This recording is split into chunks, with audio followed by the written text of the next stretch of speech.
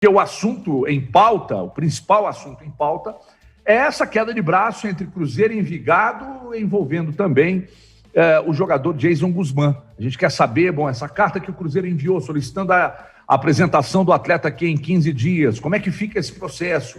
O atleta, o próprio clube, alguém pode ter problema depois dessa questão e desse imbróglio jurídico. Então, agora sim, agora temos o áudio da doutora Sara. Tudo bem, doutora? Bom dia, bem-vinda. Bom dia, Everton, como vai? Me ouve bem? Tudo bem, agora chega alto e claro o som. Muito obrigado por ter aceitado o nosso convite. Doutora Sara, já quero aproveitar aqui para falar exatamente do tema que eu estava dizendo, até a sua entrada novamente na sala, estava dizendo aqui sobre esse problema envolvendo Cruzeiro, Envigado e Jason Guzmán. Desde o início disso tudo, falávamos do alto número de pessoas envolvidas no processo. E quando alguém rói a corda, a coisa acaba não acontecendo. E foi o que aconteceu. O Cruzeiro foi lá, apresentou um aceite, mas tratando da questão salarial, o jogador assinou. Mas e agora? A coisa não se concretizou, existe um aceite assinado.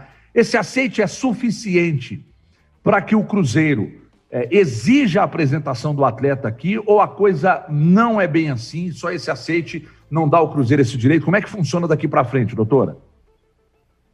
Bom, Everton, realmente esse caso está sendo muito comentado e com toda a razão, porque não se trata, na verdade, só de fazer análise em relação ao aceite, à proposta ou ao pré-contrato, né? Na verdade, há todo um conjunto probatório que demonstra que houve, de fato, anuência, aceitação do jogador para atuar no Cruzeiro. Então, o que nós vemos? O jogador aduz que se trata apenas de um aceite, mas podemos dizer que se trata ou de um pré-contrato ou de uma formalização aí, de uma manifestação de vontade, pode-se dar o nome que quiser, mas se verifica que se trata de um contrato porque ele anuiu, ele assinou, ele subscreveu, mas não só isso, ele fez os exames médicos, ele gravou um vídeo, inclusive, para a torcida, e isso até animou bastante a torcida, de que estaria inserido agora no time. Quer dizer, houve uma série de manifestações, uma série de atos que denotam que, de fato, houve a negociação e que a negociação transcorreu de maneira bastante formal e conforme as normas da FIFA. Então, isso que ele denomina, né, o jogador denomina de apenas um aceite salarial, justamente para se esquivar das suas obrigações salariais, não é analisado sob esse enfoque tanto por parte dos advogados do Cruzeiro, como pela análise crítica que faço do ocorrido. Então, temos uma série de atos, uma série de manifestações de vontade, uma série de ações que denotam que, de fato, houve essa composição, inclusive com a concordância do clube colombiano. Então, isso é bastante importante se colocar. Me parece que, ao final da negociação, o que houve aí foi uma atuação do agente, que até então não havia participado, até por informações do jogador e do clube colombiano, de que ele não estava atuando e não respondia pelo jogador, mas me parece que no último momento, aí nos 45 do segundo tempo, ele chegou com vistas a macular aí a transação, o negócio, o aceite. Mas isso já estava, me parece, segundo informações do Cruzeiro, formalizado e sacramentado. CJ, Lohana e Alexandre Silva. Doutora, bom dia, CJ que está falando, prazer em receber a senhora aqui. Bom dia, bom dia. Seja muito bem-vinda. Vamos. Tá. Imaginei. Então vamos no você mesmo. Você disse aí sobre esse conjunto probatório, sobre esses documentos, tudo que o Cruzeiro, e que envolve essa negociação. Diante disso, a FIFA, ela pode punir o atleta e o clube, o Envigado, no caso, caso o Cruzeiro utilize, recorra, ingresse com alguma ação. pode haver a punição da entidade máxima do futebol para esse clube, para esse jogador? Bom dia. Bom dia, bom dia. Prazer falar consigo. Olha, a FIFA ela não pode punir o Envigado, o clube não. Somente o TAS, que é o Tribunal Arbitral do Esporte, poderia fazê-lo se fosse acionado, o que não me parece ser o caso até então. Já o mesmo não se pode dizer em relação ao jogador. A FIFA tem, sim, o condão, o poder, né, de punir o jogador e é possível que assim o faça, em havendo aí a reclamação, o procedimento por parte do Cruzeiro, porque já há precedentes, né, nesse sentido. Então, a FIFA poderá, sim, punir o jogador, após avaliadas aí a denúncia, né, e as argumentações do Cruzeiro, e em o fazendo, os clubes, e o clube, o Envigado, terá que observar esta punição sem dúvida nenhuma, porque a FIFA já visa justamente, já há uma concordância no sentido de que todas as punições têm que ser respeitadas pelos clubes. Ela poderá, inclusive, aí, o Envigado, em havendo uma punição, porque a punição não se dá só no campo indenizatório, no campo indenizatório e também de suspensão do jogador, né? E aí, havendo posteriormente, no futuro, uma transação, né, internacional, poderá também responder aí pelo mecanismo de solidariedade em relação à eventual indenização. Mas a punição só pode ser aplicada ao jogador. Doutora, prazer receber você aqui no 98 Esportes. Eu fiquei com dúvida em relação a uma situação, né? O Cruzeiro notificou o atleta e pediu para que ele se apresentasse após 15 dias. Até onde eu entendi, não sou advogado, não tenho esse conhecimento, mas até onde eu entendi, essa é uma ação protocolar e caso ele não se apresente ao Cruzeiro, aí sim a medida poderia chegar à FIFA, né? Depende primeiro dele não se apresentar nesse período. E ele é tratado como uma promessa colombiana que desperta interesse de outros clubes, não só de lá, mas também talvez de outros países. Se ele, por exemplo, negocia com outro clube, esse clube poderia ser punido ou entrar em alguma situação também de imbróglio por conta dessa questão dele com o Cruzeiro? Bom dia e mais uma vez obrigada. Bom dia, bom dia. Muito bom estar aqui, falar com você e falar com uma mulher que entende tanto sobre esporte, isso é muito importante. Obrigada. Nos fortalece, agrega, enriquece. Bom, a carta encaminhada pelo Cruzeiro, eu não vi o contrato, não é? A minuta, né? E tudo vai depender das obrigações contratuais, mas pelo contexto a gente verifica que a carta, ela seria uma notificação, ela tem por objetivo formalizar o descumprimento contratual, né? E aí aplicar o que seria a justa causa, né? Pelo descumprimento, pela inércia do jogador que não veio aqui para o Brasil, não se deslocou conforme havia sido avançado. Então, a carta ela visa cumprir uma solenidade e assim reforçar todo esse conjunto probatório no sentido do não cumprimento contratual por parte do atleta. Então, o jogador assinou essa manifestação de vontade, este contrato, fez os exames, gravou vídeo informando a sua contratação e a notificação com a consequente inércia, né, do jogador vão formar uma prova bastante robusta, no meu sentido, né, após uma análise do que temos em mãos, para a punição do jogador. Em relação a outros times, né, que você falou, uma possível negociação futura com outros times, como disse, a FIFA não tem esse condão punitivo em relação aos outros times, mas em havendo uma multa indenizatória, né, porque há uma cláusula penal certamente, né, que inclusive vai se basear no salário do jogador, né, quer dizer, então ela é justamente a partir daí que se faz o cálculo, né, desse valor indenizatório. Então, havendo outra negociação na esfera internacional, aí sim o clube pode ter que fazer frente ao pagamento da indenização ao Cruzeiro por conta desse mecanismo de solidariedade, né, sobre o qual nós falamos anteriormente. Em razão disso, poderia fazer frente em relação a essa questão da indenização, que o Cruzeiro vai buscar com toda a razão, não só a indenização, como imagino também uma suspensão, uma punição para o jogador.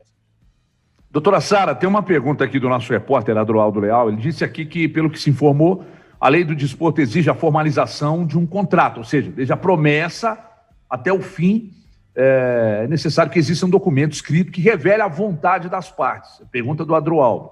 Com base nisso, ele está perguntando aqui, no caso Cruzeiro e Guzmán, prevalece o que determina a lei nacional, a nossa aqui, ou da Colômbia? É a primeira pergunta. E a segunda, é necessário efetivamente que a Associação Desportiva e o atleta tenham assinado um pré-contrato? Porque, pegando uma carona na primeira resposta que você nos concedeu, bom, a gente chama de aceite, mas você falou que pode chamar de qualquer outra coisa, mas que isso tem validade jurídica. Então a pergunta dele é o seguinte, precisa necessariamente, com base na lei do desporto, que tenha um contrato, um pré-contrato mesmo, de todas as vontades, das vontades de todas as partes, e se isso vale para a nossa lei ou para a lei do país do atleta, que é a Colômbia? Sim, precisa uma minuta assinada, né?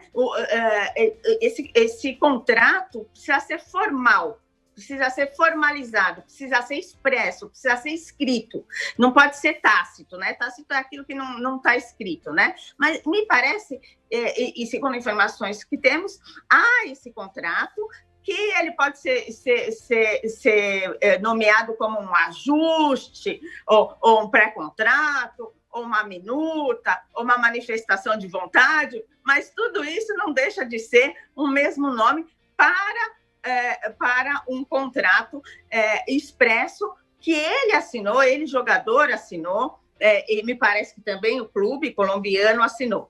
Então, quando ele pergunta acerca da legislação nacional e internacional, o que nós temos que observar? Isso em qualquer contrato, não só do desporto, em qualquer contrato para a nossa vida. O que vale? A boa-fé. O princípio da boa-fé, ele contorna, né? Ele integra qualquer tipo de avença de contrato, não só no Brasil, como no mundo inteiro, né? Então, esse princípio da boa-fé contratual, me parece que ele se faz presente não só pelo documento impresso aí, que o Cruzeiro detém, como também por todos os outros elementos que circundam esse contrato, que circundam essa negociação, que foi pública, quer dizer, não foi algo feito às sombras, não é verdade? Parece que até a imprensa, todos tinham conhecimento, ele grava o vídeo, ele se manifestou, ele disse, tanto que, no primeiro momento, já se falava que o clube colombiano estaria até solidário em relação aqui ao Cruzeiro, porque também participou ali das tratativas todas. Depois, me parece que houve aí, o presidente se colocou de uma outra forma, mas não há como negar que houve aí a participação. Me parece apenas que os presidentes dos clubes não se encontraram, porque há uma restrição, me parece, né, de se entrar na Colômbia, agora por conta da pandemia da Covid-19. Mas o jogador aqui esteve, manifestou sua vontade, fez os exames, quer dizer, todos esses contornos dão conta do quê? Da boa-fé, de uma vontade intrínseca nesse contrato que está direcionado pela boa-fé contratual, que tem que estar sempre presente em tudo que nós fazemos, não é verdade, Everton? Sim, sim. Agora, só para, pelo menos da minha parte, para fechar, o torcedor do Cruzeiro que tá acompanhando o programa e atentamente ouvindo as respostas da doutora Sara Hakim, o torcedor do Cruzeiro pode ficar animado com a possibilidade de que essa carta que o Cruzeiro enviou, sugerindo ao atleta que se apresente aqui em 15 dias, O torcedor pode ficar animado que ele, com base na possibilidade de ter problemas jurídicos, ele venha, ou se ele bate o pé de lá, isso vai se arrastar pela justiça por muitos meses ou até anos, e poderíamos, de repente, lá na frente, assistirmos isso tudo acabar em pizza. A doutora Sara, com a experiência que tem, acredita que o Cruzeiro ainda vai ter condição de ter esse jogador por aqui, ou você descarta a possibilidade diante das negativas do atleta e do seu staff até o momento? Eu não acredito que o jogador volte. Essa carta de convocação, ela visa cumprir uma formalidade. Obviamente que se ele viesse, tudo estaria contornado, mas me parece aqui que essa carta, essa notificação, ela se faz apenas para cumprir uma formalidade e dar esse desfecho ao descumprimento contratual e, a partir daí, se interpor um procedimento junto à FIFA. Eu até acho, agora não vai nenhuma análise jurídica aqui, é um achismo meu, né? Que a essa altura, talvez, né, os torcedores do Cruzeiro nem queiram mais, né, que o jogador aqui esteja, né? Porque já criou todo um clima, né, um destempero, algo que realmente macula a relação, né? Porque ele ia ser tão bem recebido, todos estão animados, né? E realmente essa postura dele, eu acho que acaba atrapalhando até esse entusiasmo que havia, tão grande, não é? Por parte da torcida do Cruzeiro, de que ele viesse, uma contratação importante de 6,5 milhões, né, aí de reais, que contou aí com parceria para que o Cruzeiro pudesse formalizar. Então, quer dizer, essa postura eu acho que acaba maculando um pouco esse ânimo todo, né, que o Cruzeiro e a torcida tinham. Então, eu não acredito no retorno e na volta do jogador para o cumprimento contratual. Muito embora, né, nunca se saiba. Só agora, para fechar mesmo, uma pergunta do doutor Antônio Queiroz aqui. Everton, pergunte à doutora Sara se, além da FIFA, o Cruzeiro poderá propor ações aqui, ou terá que ir até a Colômbia? Então, Everton, aqui não, né? Porque o jogador não é daqui. Primeiro, eu quero dar o meu bom dia aqui para o meu colega, doutor Antônio Queiroz, muito estimado e muito valoroso também, mas dizer que essas relações de cunho desportivo, geralmente elas têm que ser observadas no campo internacional, justamente porque a atuação se dá nessa esfera. Então, seja no TAS ou seja na FIFA, os direcionamentos vão ser feitos nessas esferas e nesses órgãos internacionais. Muito bem, doutora Sara, muito obrigado pela participação, por ter aceitado o nosso convite, participado conosco aqui do 98 Esportes. A coisa ficou muito clara diante desse problema todo envolvendo o clube, jogador, agentes, enfim. Muito obrigado pela atenção e até uma próxima oportunidade. Aliás, chegou mais uma aqui.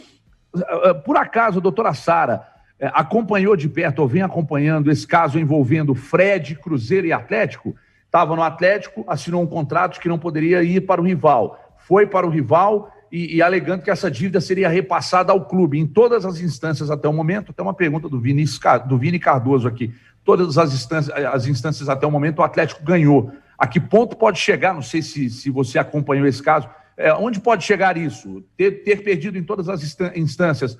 O Atlético agora aguarda realmente só a formalização disso para receber esses valores do Fred, doutora? Sim, acredito que sim. Esses valores vão ser recebidos, os procedimentos já estão muito adiantados e parece muito bem sucedidos, né? Então, acredito que agora seja uma questão de tempo para que haja esse desfecho em relação a essa questão. Doutora Sara, obrigado mais uma vez. Mas se resolve. Demora, mas se resolve. Obrigado mais uma vez, um grande abraço, doutora. Até logo, muito obrigada, um bom dia a todos e vou encaminhar aí para vocês a nossa nova obra aí de Direito e Futebol. Muito bem, doutora Sara Hakim, participando conosco desta edição do 98 Esportes, aliás, muito bem destacado aqui por vários colegas, de ser, de fato, uma estimada profissional da área, e participou conosco aqui, falando principalmente desse caso envolvendo o Jason Guzmán, Cruzeiro, Envigado, agentes, enfim. São 9h28. A gente vai para um intervalo, mas é coisa muito rápida.